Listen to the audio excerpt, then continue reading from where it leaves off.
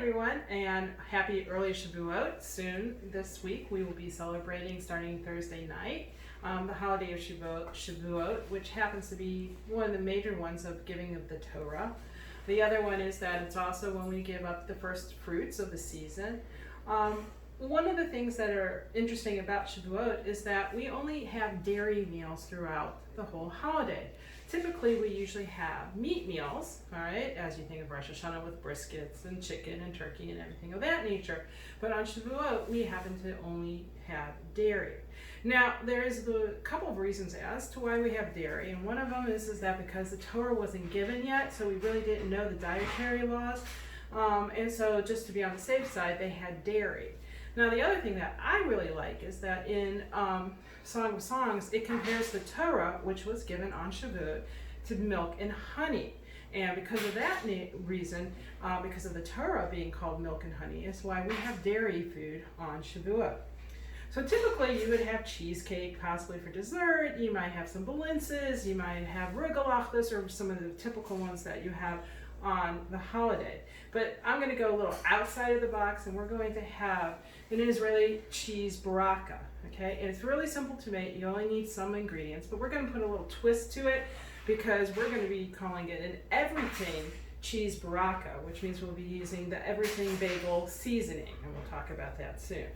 So the first thing you want to do is, of course, preheat your oven to 350 degrees and line a baking sheet with parchment paper. After that, the items that you need to make a cheese baraka is you need a cup and a half mozzarella cheese, you need a cup of feta. Along with that, you need a half a teaspoon of salt and 1 egg beaten. Okay, that is your filling. The next step is that you'll be making the glaze, which will cause the everything bagel seasoning to stick to your baraka.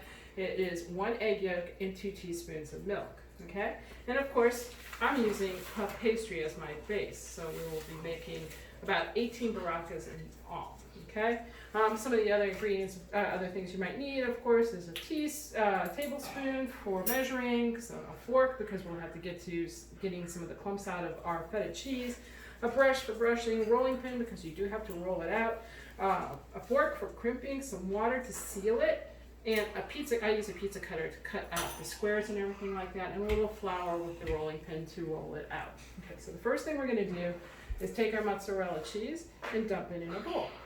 So that's 1.5 cups. The next thing is that we're going to take our feta cheese, and it's sort of crumpled but not a lot, so we're going to go ahead and mash it a little bit so we can get some of those clumps out of it. So it'll lay flatter in our baraka, which is sort of like, think of it as like a hamantashen, so to speak. It's going to be a triangular shape. A little different with the triangle, not Haman's hat, but it will be in a triangle shape. Okay, so we're going to mush it a little bit more. Hopefully getting all those clumps out. Good thing that feta is a crumbly cheese, so that helps out a lot while we are doing that. Okay. And once that is done, we're going to pour that into our bowl. Okay. After that, we're going to take our 1 egg and beat it a little bit.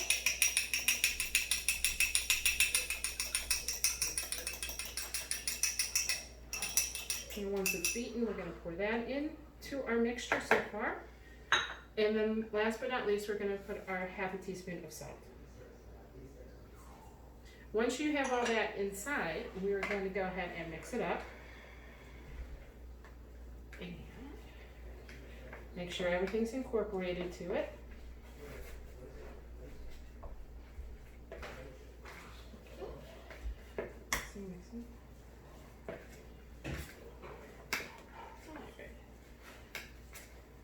So you want to make sure that everything is incorporated, so it might look a little bit like this. Okay, now since that is done, we're going to push that off to the side. And now we're going to start working on the actual barakas with the puff pastry. So what you're going to do is take some flour,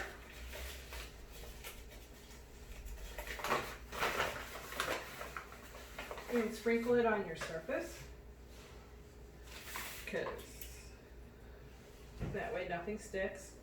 You'll do your rolling pin Always check to rub it with flour so it won't stick. Now, once you defrost your puff pastry, it takes about 40 minutes to defrost. You want to make sure that it is still cold because that is how we want to work with our puff pastry.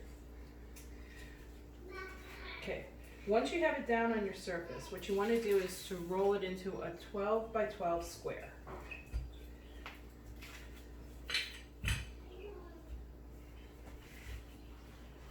Luckily, it's easy to do with the puff pastry.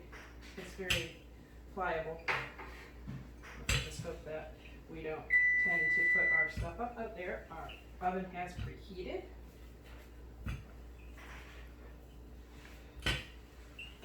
Okay, I am not a math major, so of course my square is going to look not quite as square as it's supposed to be. I was not great at geometry. If I was good at math, I would. That's why I'm an English teacher instead. Okay. So once you have it, okay, and it's about a 12 by 12 sort of square, what you're going to do is you're going to make 3 cuts. So you're going to do this into thirds. This is the first one. Your second one. And one side is always a little bigger. And then we want to make sure that we have 3. We want to do another 3 so that we have 9 all together. So we go the opposite way. Okay, told you my math skills are not the best. Okay, once we do that, we're going to go ahead and take a tablespoon of our filling and put it in the center. So I'm going to go ahead and put a tablespoon of filling in all of my centers.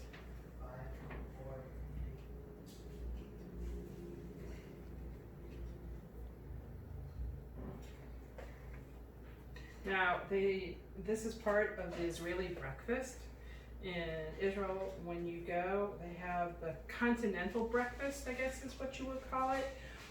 So it's not just like what we have is, you know, pancakes and waffles or cereal. They have fruits and vegetables, and they have a lot of different types of pastries, both savory and sweet. And so this is one of their savory ones, and you'll see this at an Israeli breakfast. So I now have put my tablespoon of filling inside my buraka. I'm going to take my finger and dip it in some water and roll it around the edges. Just put it on the edges of the buraka. Come back there, cheese. Okay. I'm then going to take one corner and fold it over to the other side. So I'm making a triangle. I'm going to push it down just a little bit at first. Okay. And then I'm going to take my fork and go ahead and seal it even more so with the design for it. And using the tines only. Alright. And then I'm going to place it on my pan. Okay. So I will do the rest with this one. I know I have another, it makes 18, so you do have another piece of puff pastry to use, but I will wait and do that later. Once again, you put it in the middle, you fold it over, and you seal it. Make sure you have that triangular shape, and you do your time.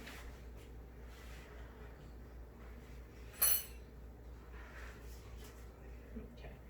Well, what I'm going to do now is I'm going to stop here for a second, and I'm going to make the thing that you are going to put on to adhere to the bagel seasoning. So what you're going to do is you're going to mix your egg yolk. We're going to put your milk in, mix that over so we have an egg wash for this one. Usually with challah, we usually do it with water to make it also nice and brown. Now, everything bagel seasoning is a great thing. We are obsessed with this at our house. Not only do we put it on our bagels, but we also put it on our tuna to sear. And lately I've been grilling asparagus and putting this seasoning on it too. So this just is natural for us to have. Now, if you can't find this we found it Sam's, Walmart carries it, some of the other stores carry it, but if you can't find it in a container like that, Trader Joe's also, if you're lucky enough to be by Trader Joe's, you need poppy seeds, sesame seeds, you need garlic and onion flakes, and that's all you do. If you want, you can add a little salt to it. Some of them do have salt in it. That is up to you. So then what we're going to do is we're going to take our brush, and we're going to put it onto our Boreka. Okay. Once we have that on, move that out of the way, and we're going to open up our hands, just pour it on.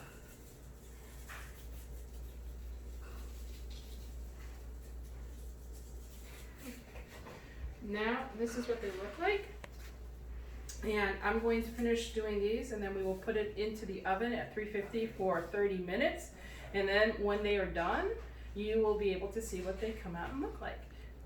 So we'll take a pause.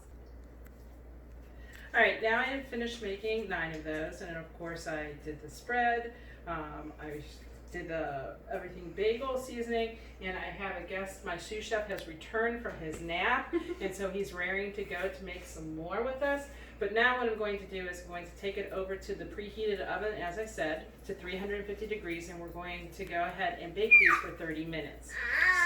Okay? Yeah, we'll set the timer, and we'll see you in 30. Oh, I hear a little feet. All right, guys. I have my sous chefs, my 3 dogs, and my grandson now. Okay, and we're gonna pull out the Borekas. It's been 30 minutes, and when they come out of the oven, they're nicely browned and puffed up, so they look like this. Now you can serve them warm, or you can eat them at room temperature, whichever you prefer. We're gonna move them over here. And we'll put some out on the plate.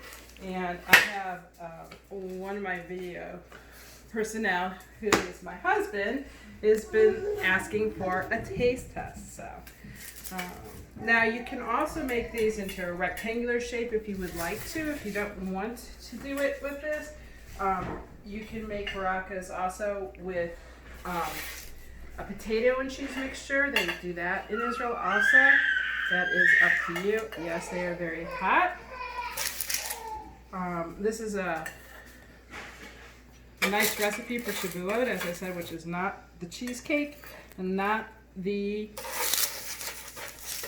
balinces and not rugelach. It's a little different. I think I ran out of room. So happy Shavuot and enjoy.